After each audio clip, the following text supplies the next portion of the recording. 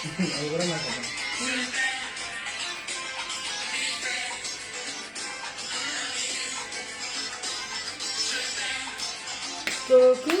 bonsoir, bonsoir. Ça fait longtemps qu'on ne s'est pas vu.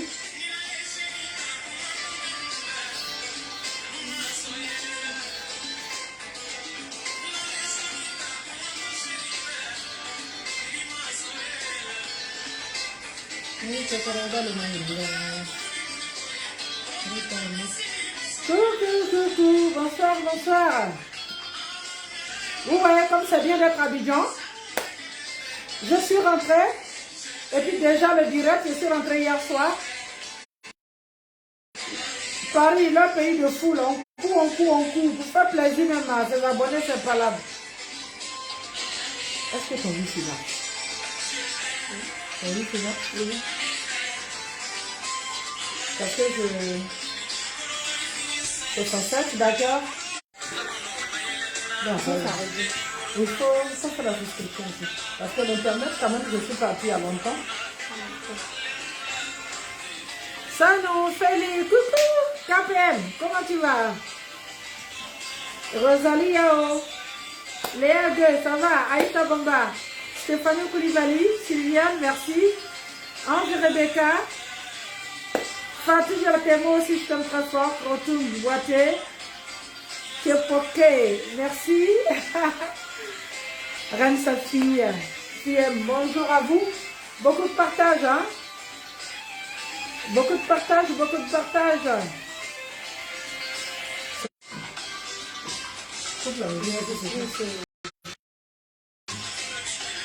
Ça, c'est café ici.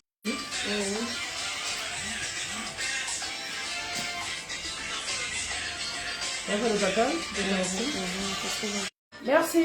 Beaucoup de partage. Dieu donne à Faté. Merci, merci, merci. Enfin, je ne sais pas, merci. Dieu donne à Faté, merci, merci. Coucou, ça va bien? Mimina, Timité, ça va? Ange Rebecca, Lia, ça va? Sylviane, Chabi, ça va bien? Beaucoup de partage, j'ai un problème de connexion à mon niveau. Mais je crois que ça va, ça doit être rétabli maintenant. C'est bon? Vous allez bien? Ça va? Ça peut aller? Vous m'avez tellement manqué, je suis là. Merci.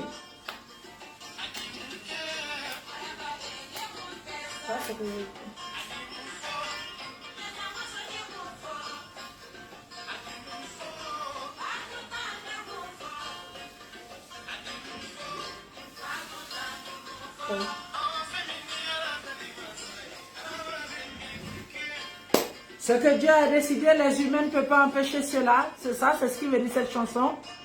Sylviane, ça va bien. Ange Rebecca, Nimina Timité, beaucoup de partage. Oui, moi aussi vous m'avez manqué énormément. Ben voilà, merci beaucoup. Moi aussi, je vous aime très fort. Beaucoup de partage, d'accord? Ben, on va pas tarder. Un peu fatigué. Aujourd'hui, nous allons échanger sur la vie de maîtresse. Donc, la vie de maîtresse, aisance ou tristesse. Voilà, nous allons en parler. Ça fait tellement le tour des toiles et autres, tout ça. En général, j'aime pas trop m'attarder sur tout ce qui est sur la toile et autres, tout ça. Et plusieurs personnes me contactent. Les gens, ils pensent que c'est parce que je soutiens l'infidélité d'un homme que je n'en parle pas. Ce n'est pas du tout cela, parce que je ne me donne pas le droit au jugement. Et je crois en Dieu. Et je sais que le destin s'établit toujours, mais il se trouve que le comportement des humains peut détourner leur propre destin. Bien évidemment, le Seigneur Tout-Puissant, il a toujours dit « éloignez-vous de l'adultère ». Il n'a même pas dit « ne faites pas l'adultère », il a dit « éloignez-vous de l'adultère ». Voilà. Et il a dit que tant que vous êtes dans l'adultère, vous aurez ma malédiction. Vous avez vu Sodome et Gomorrhe pour les chrétiens. C'est-à-dire que tout ce qui rentre dans, qui gêne le sexe, tout ce qui est comportement qui gêne le sexe, Dieu n'aime pas cela. Et la seule chose dont il a donné l'ordre avant de le faire, c'est le sexe. Il a dit, gardez votre chasteté. Fais signe là-bas, moins de bruit. D'accord? Là-bas. Il dit, gardez votre chasteté jusqu'au mariage. Mariez-vous avant de faire le sexe. Mariez-vous avant de vous multiplier. Et aujourd'hui, c'est ce sexe-là que les gens utilisent juste pour s'amuser. D'autres le font parce qu'ils pensent qu'ils ont suffisamment les moyens. Et ils oublient que les moyens qu'ils ont obtenus émanent de Dieu lui-même. Et que de la manière il leur a donné les moyens. D'autres le font parce qu'ils pensent qu'ils sont trop virils sexuellement. Ils oublient que la santé sexuelle qu'ils ont, c'est Dieu qui a donné et qu'à tout moment, il peut faire de des hommes impuissants. Il peut les mettre dans une situation de tourner. Voilà, c'est bon. Et certains pensent que faire des femmes des brochettes, c'est ce qui fait d'eux des gentlemen. Et aujourd'hui, les femmes sont en train d'encourager les hommes dans cette instabilité sexuelle.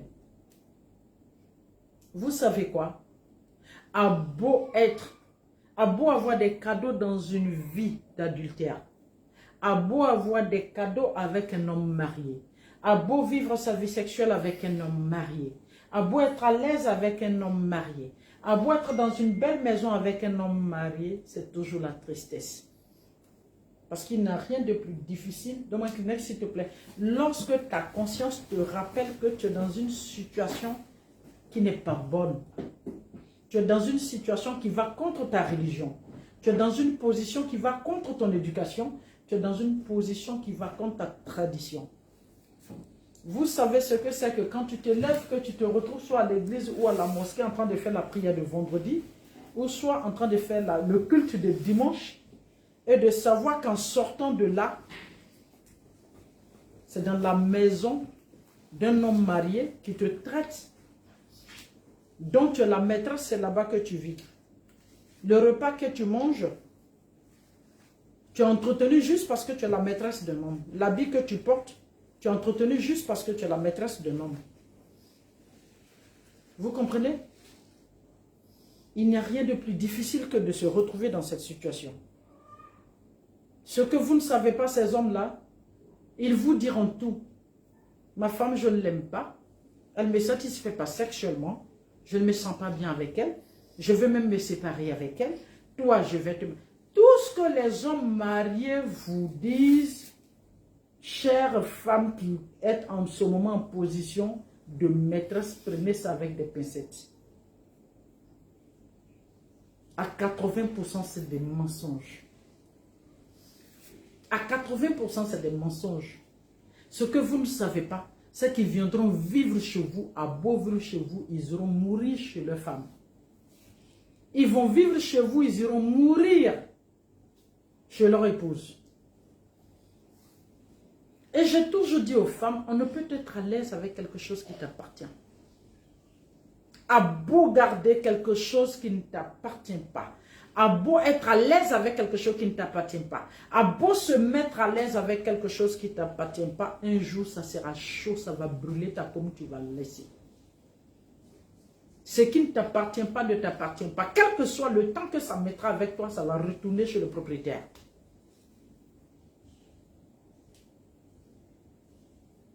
Maintenant, Dieu lui-même, il a dit quoi? Il dit quand vous êtes dans des situations qui ne m'honorent pas, soyez discrets. Si vous pensez que vous pouvez m'affronter de par votre comportement alors que je peux faire de vous ce que je veux, quand vous êtes dans des situations qui ne m'honorent pas, soyez discrets. Mais aujourd'hui, je ne comprends pas quelque chose. Les femmes ne sont plus discrètes. Les hommes même aujourd'hui qui vous mettent en position de maîtresse sont plus discrets que vous. Vous n'êtes plus discrète. C'est-à-dire, elles sont dans leur zone de ce comportement. Elles font le sexe dans des conditions qui ne sont pas bien. Elles font le sexe. D'où la religion est contre. Elles font le sexe. D'où la culture est contre. Elles font le sexe. D'où l'éducation même qu'on leur a donnée est contre. Et elles chargent ça, elles déposent sur leur tête, elles se promènent avec, elles disent je suis fière de le faire. Et je m'en fous. Tu t'en fous de qui? Ce que vous oubliez, ce titre que vous avez, ça va vous salir. Il y a toujours quelqu'un qui est à côté, qui te regarde, qui te préfère comme épouse. Et tant que tu penses que tu es bien dans cette position, celui qui est à côté, il ne va jamais t'épouser. Et à chaque fois que tu t'assois, toi-même ta conscience te dit, cher ami, nous sommes avec le mari de quelqu'un. Ta conscience te dira jamais c'est pour nous. Non. Tu te diras toi-même c'est pour nous, mais ta conscience te dira nous sommes avec le mari de quelqu'un. Si vous pensez que vous pouvez affronter Dieu en ne respectant pas ses commandements qui disent éloignez-vous de l'adultère, soyez discret.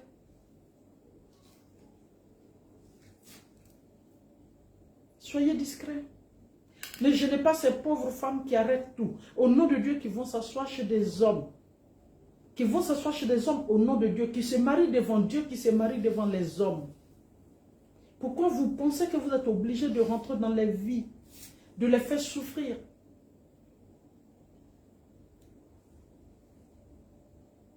Nous avons été tous jeunes. Et chaque jour, moi, je me repentis. Au lieu de vous repentir, vous continuez. Et c'est là que vous allez vous rendre compte que toi-même, tu te mens à toi-même. Il vient chez toi toute la journée. Ça veut dire que lui, il est le mari déjeuner toute la journée. Il est là. Dès qu'il fait nuit, il sort de chez toi, il part. Mais tu n'as pas compris quelque chose. Quand il est chez toi, il ferme son téléphone. Tu n'as pas compris quelque chose. Pour pouvoir aller au restaurant avec lui, il faut que tu le supplies. Il y en a d'autres qui sont tellement petits dans leurs bottes, souvent même qui abandonnent leur épouse juste pour une vie sexuelle avec une femme. Ils logent la femme juste pour une vie sexuelle apaisée. Ils logent la femme juste pour se sentir bien à l'aise dans sa besogne. Et vous les femmes, vous acceptez cela. Il te fait prendre une grosse maison. Il te loge. Il vient, il fait de toi ce qu'il veut. Et un matin, le jour, l'envie de partir, ce qui est vilain dans cette affaire, c'est qu'il ne te prévient même pas. Il sait que la maison dans laquelle il t'a mis là, tu ne peux pas payer, il va, il te laisse. Et d'une grosse maison, tu te retrouves dans une petite maison quelque part dans un bas-quartier.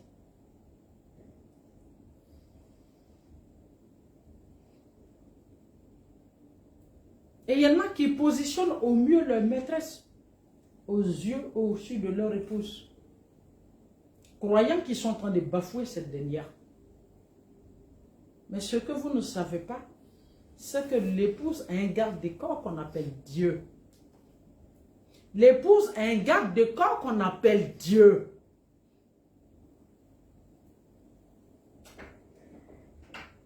Tu penses qu'elle, tu peux l'atteindre.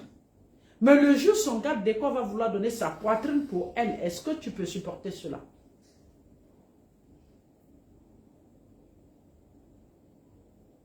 Il y a d'autres moments où ils sont en pleine santé. Ils passent toute leur vie dans les bras de d'autres femmes. Et ils attendent être malades pour être à leur épouse.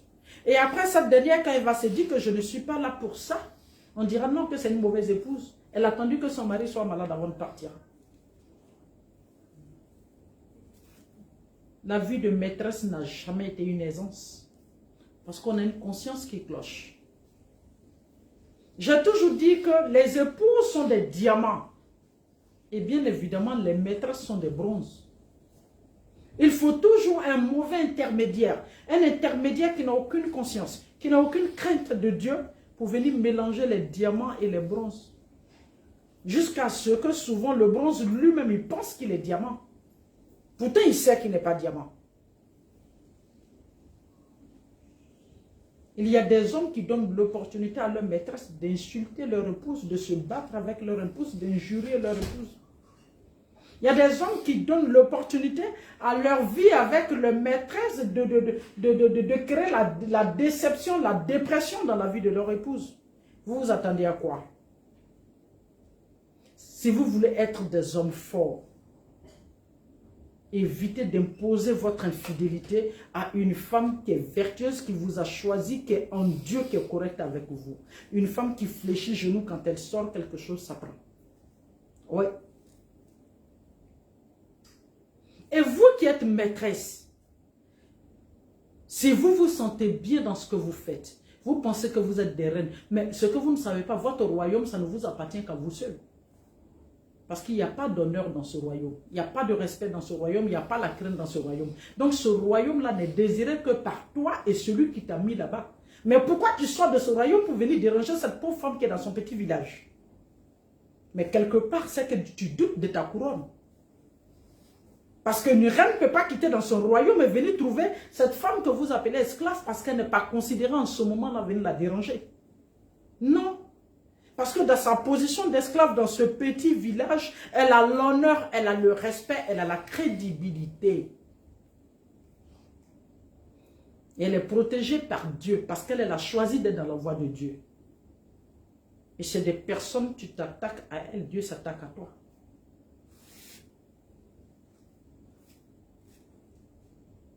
Pourquoi vous pensez que vous avez les plus beaux corps? Et pour cela, vous devez déranger des couples avec ça. Pourquoi vous pensez que vous avez des seins trop fermes? Vous devez déranger des couples à cause de ça. Il y en a même d'autres qui disent, j'ai trop de chance. Ouais. Moi, quand je sors avec un homme, il m'achète une maison, il m'achète une voiture. Le mariage, là, c'est des détails pour moi. Allons-y comprendre quelque chose. Quand une personne commence à dire ça, c'est une malédiction. Il y en a d'autres qui disent carrément aux épouses des hommes, si tu ne sais pas faire ça à ton mari, moi je fais ça bien, je te prends cela. Waouh! Le ça que tu penses que tu sais faire, tu le fais avec quoi? Avec ton corps. Ton corps arrive à faire ça comment? Parce que tout simplement tu es en bonne santé. Tu as cette santé au nom de qui? Au nom de Dieu. Et tout de suite tu deviens comme une feuille morte. Si l'envie de t'écraser comme une tomate il fait, tu deviens une légume. On va te torcher.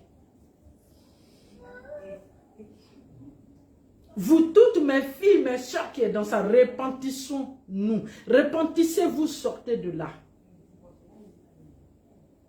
Quand je dis nous, parce que je me dis une fille dans une situation d'aujourd'hui, c'est comme si toutes les femmes étaient dedans. Bon, mon rôle, c'est de vous, c'est d'éveiller votre conscience, de vous donner des conseils et non de vous juger. Le jugement seul incombe à Dieu. Au nom de quoi vous pensez que avoir un homme marié chez soi, l'empêcher de voir ses enfants, l'empêcher de voir sa femme, prendre sa fortune, faire ce que tu veux, c'est ce qui fait de toi une femme? Non. Au moment où tu penses que ton évolution commence en matière de ce domaine-là, c'est le début de ta chute.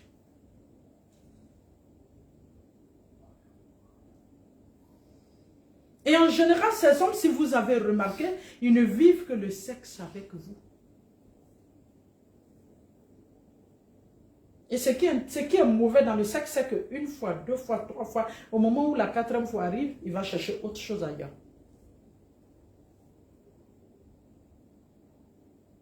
S'il vous arrive de tomber dans... Parce qu'il y a des hommes aussi qui sont de vrais menteurs. Il vient et te fait croire qu'il n'est pas marié. Qu'il est seul. Tu te mets avec lui. Tu fais même des enfants avec lui. Au moment où tu te rends compte, il est avec une femme. Là, tu fais quoi? Il faut être sûr que de la même manière qu'il a fait là, c'est son travail un peu partout comme ça. Mais si vous savez qu'il est marié, qu'il a une famille, qu'il est stable, et que lui, dans sa légèreté, dans ces moments de légèreté, il déborde, il va, il te trouve, dis-lui carrément que toi aussi, tu es l'épouse de quelqu'un, toi aussi, tu vas être le diamant de quelqu'un. Tu n'as aucune intention de prendre la place de bronze dans la vie d'un homme. Je vous ai dit, chères femmes, vous êtes des bijoux, des pierres rares. Vous êtes des diamants. Ne permettez à aucun homme de venir vous utiliser comme il veut. Non, ce n'est pas possible. Pourquoi vous leur donnez cette opportunité? Il y a même un vilain nom qu'on vous donne. Je ne sais pas si c'est Chiza ou quoi. Vous voyez comment on vous appelle? Ça fabrique des noms un peu partout et puis on vous colle ça. Direct. Et quand tu appelles la nuit, le téléphone est toujours fermé. Ou il te dit, le numéro sur lequel tu appelles là, il ne faut pas m'appeler sur ça à partir de telle heure. Tu m'appelles sur tel numéro. Donc, du coup, deviens détective privé. Il y a des numéros sur lesquels on ne peut pas l'appeler. Et tu te rends compte que toute ta vie, c'est le mensonge. Tu es obligé de te cacher. Quand tu fais des enfants avec lui, tu es obligé de cacher ces enfants. Dès que les gens entendent, ça fait du bruit. C'est-à-dire que souvent même, il y a des gens dont tu es important que ces gens-là, parce que tout simplement, tu t'es mis dans une position faible, qui est la vie d'une maîtresse, tout le monde va commencer à parler de toi. Quand tu te vends moins cher, on t'achète moins cher. Mais au nom de quoi vous pensez que vous devez vous vendre moins cher? Au nom de quoi? Pourquoi se dévaloriser par rapport au sexe? Pourquoi? Mais il est entre tes jambes. Tu es libre de protéger cela comme tu veux. Et pourquoi tu t'exposes comme ça? Jusqu'à ce que tout le monde parle de toi. Pourquoi? Mais ce que vous ne savez pas, au moment où toi tu es contente, toi tu croques la vie avec ce dernier, il y a une qui est à côté qu'on appelle son épouse qui est en train de souffrir. Il y a une loi. Il y a une loi divine qui finit par sanctionner tout ce que nous posons comme acte.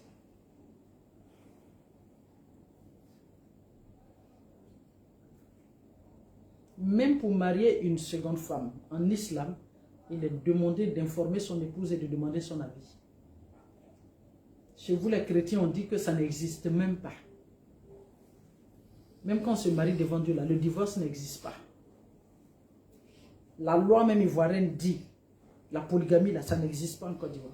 Tu te maries légalement avec une, tu te maries avec une deuxième, là, tu vas en prison pour faux usage au faux.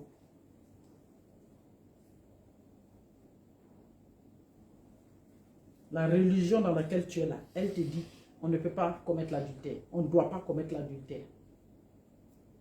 Quand ta mère t'éduquait, t'a dit, voici des choses qu'on ne fait pas. La culture dans laquelle que tu as, c'est-à-dire que tout condamne ça autour de toi, mais toi, tu es à l'aise avec ça. Parce que tout simplement, aujourd'hui, je suis une belle femme, je peux faire ce que je veux de mon corps. Je prends l'homme que je veux, j'en fais ce que je veux, je fais maltraiter sa femme, je le fais divorcer, je m'assois là, je fais ce que j'ai envie de faire. Mais un jour, ça va s'arrêter. Un jour, ça va s'arrêter. Il y a quelqu'un qui disait comme ça bêtement que quand tu t'abaisses comme ça pour regarder dans le derrière de quelqu'un, au moment où toi tu t'abaisses, derrière toi aussi, on regarde le trou qui est par là-bas. Faites attention aux actes que nous posons. Faisons attention aux actes que nous posons. On a tous une conscience. À beau être à l'aise dans ce que nous faisons, quand ce que tu fais n'est pas bon, ta conscience va te répéter ça tout le temps.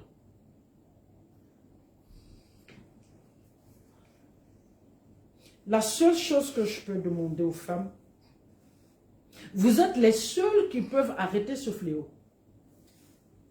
Parce que quand ils vont faire ça, là, ils ne vont pas le faire avec des moutons. C'est avec les femmes. Tu es marié et reste chez toi là-bas. Et il y a autant d'hommes mariés qu'autant d'hommes célibataires. Pourquoi tout le monde doit aller grouper sur le mari d'une seule? Pourquoi tout le monde veut un homme marié? Tout simplement parce que lui, la voiture, il a l'argent, il a tout. Et les célibataires qui sont là, qu'est-ce que vous en faites? Allez-y prendre pour vous, vous allez grandir ensemble. Ça fait quoi? On n'est jamais épanoui dans une position de maîtresse. Ce n'est pas possible. Parce que vous êtes dans la cachotterie. On ne peut jamais être à l'aise dans une vie de maîtresse parce que tout simplement, il y a un commandement de Dieu qui condamne cela. On ne peut jamais être sereine dans une vie de maîtresse parce que celui même qui est en face de toi, tu ne sais pas quand il rentre, quand il sort, quand il partira.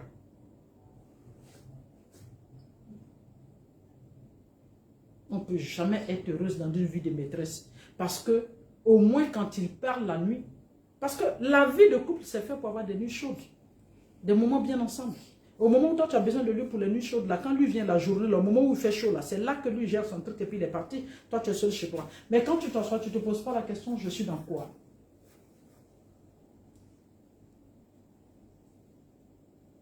Ne voyez pas la vie de maîtresse comme quelque chose qui vous rend de grande dame. Voilà. Ça dit que ben, celui-là, il a telle femme là-bas. Malgré la beauté de sa femme, c'est moi qu'il veut. Voilà, tu te sens reine, tu te sens grande, tu te sens aimée, tu te sens convoitée. Ah non, c'est des bêtises. C'est des bêtises. La femme la plus laide du quartier, qui est mariée avec son mari, est plus belle. Richement belle, richement intelligente et richement mieux que toi, cette fille. Cette femme, quand on regarde, on dit non, on ne peut pas se passer d'elle. Parce que tout simplement, elle a choisi Dieu pour être avec un homme. Et toi, tu te promènes chaque jour que Dieu fait avec le Satan, qui te rappelle que continue dans ta voie, continue d'emmerder, continue de créer des problèmes, continue de créer la zizanie. Mais il ne te dit pas après la zizanie, il y a quoi pas derrière.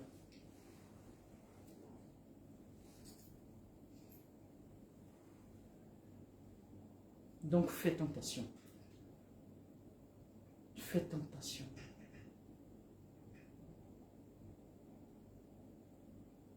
Toute femme a le droit de se marier. Et vous toutes, vous pouvez avoir un mari. Et si vous pensez que c'est cette situation qui vous arrange, soyez discrète. La femme, c'est d'abord signe de discrétion. La femme, c'est source de stabilité. La femme, c'est source de sagesse. D'accord? Si vous vous amusez à être dans ce genre de situation, même les gens dont tu as plus de valeur que ces gens viendront parler de toi parce que tu t'es mis dans une position de petitesse.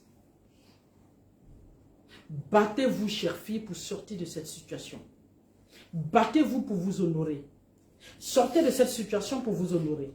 Sortez de cette situation pour rester grande. Sortez de cette situation pour vous stabiliser. Sortez de cette situation pour rappeler que toi aussi tu es une femme, tu as le droit de te marier et faire tes enfants dans le droit chemin. Toi aussi tu peux te marier avec un homme, mais un homme marié ne peut pas venir jouer avec ta personne tout le temps. Ta personne est trop importante pour que quelqu'un quitte chez lui là-bas et vienne te faire croire que tu es la plus belle, que tu es mieux que son épouse. Tu es trop importante pour que quelqu'un pense qu'il peut jouer avec ta cervelle. Tu es trop importante pour que quelqu'un te mette en deuxième position. Non! Ne permettez pas cela. Ne permettez pas que vous fassiez des enfants qu'on puisse rejeter, que vous fassiez des enfants qu'on regarde dans le clin de l'œil. Vous fassiez des enfants qui se positionnent mal parce que tout simplement on va leur rappeler que votre maman était la maîtresse de quelqu'un. Votre maman vous a fait au moment où elle était la maîtresse de telle personne. Vous n'êtes pas des enfants légitimes, vous êtes des enfants adultériens. Au nom de quoi vous devez imposer ça à des enfants? Au nom de quoi vous devez imposer ça à des pauvres innocents? Au nom de quoi vous devez mettre ces enfants dans ce genre de situation? Au nom de quoi, ou quand quelqu'un n'est pas là, même c'est bien, on rappelle à cet enfant que tu n'es pas né dans le mariage. Pourquoi? Pourquoi vous devez imposer ça aux enfants? Pourquoi, étant belle, étant intelligente, étant une fille bien mise, pourquoi tu ne peux pas te positionner en première position? Pourquoi veux-tu qu'on te mette en deuxième position? Pourquoi veux-tu qu'on te traite de je ne sais quoi? Pourquoi veux-tu qu'on te traite dans la grossièreté? Pourquoi veux-tu que tout le monde parle de toi? Pourquoi veux-tu que toutes les bouches parlent de toi, que tous les yeux te regardent? Parce que toi-même, tu t'es mis en petite position. Au nom de quoi? Au nom de quoi il y a quelqu'un qui pense qu'il peut utiliser des femmes comme des brochettes et les mettre comme ça dans les faits, les aligner? Au nom de quoi vous donnez l'opportunité à ces hommes de croire que ce qui est entre les jambes, ils peuvent en faire ce qu'ils veulent? Au nom de quoi vous rappelez à ces hommes-là que eux-là, ils peuvent vous mettre en dernière position et puis ils peuvent aligner les femmes comme ils veulent, ils vous mettent dans les positions qu'ils veulent. S'ils veulent te mettre 1, 2, 3, 4, 5, au nom de quoi? Pourquoi vous-même, vous ne pouvez pas décider vous-même de votre position? Pourquoi? Nous sommes des reines. Nous sommes des champions. Nous sommes des créatures que Dieu lui-même aime. Ne permettons à personne de nous positionner là où il veut. Positionnons nous-mêmes là où on veut. Et la meilleure position, c'est le numéro 1. Oui, soyons des numéros 1 dans la vie de nos hommes. Bonne soirée à vous. Je vous aime très fort. Bisous et ciao.